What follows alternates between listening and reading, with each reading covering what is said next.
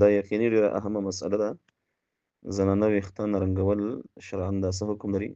دې باره کې فقهاء کرامو لیکلي زنانه ویښتان رنګول او سور رنګ ورکول یا زیړ رنګ هغه لږ وخت دپاره وي که زیات وخت دپاره وي دا شرعاً جایز ده د زنانو دپاره، ځکه مقصود دا ده چې زنانه زینت اختیار کړي د خپل خاوند دپاره. نو که هغه سور رنګ ورکوي او که زیړ رنګ ورکوي شرعاً دې کې کوم قباحت نشته، ده جایز ده.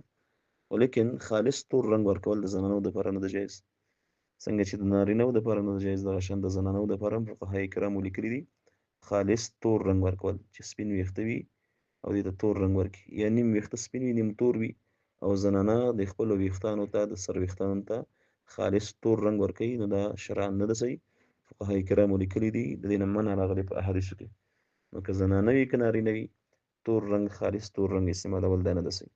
او باقي نور رنګونه ویښتانو ته چې ورکوي دا شرعاً جایز ده، زنانو دپاره دا جایز ده چې ویښتانو ته نور رنګونه ورکړي، که سور وي او که زیړ وي. خالص تور رنګ ورکول شرعاً دا نه ده صحیح. فتاوی شامی جلد شپږم صفحه 256، البحر الرائق جلد اتم صفحه 208.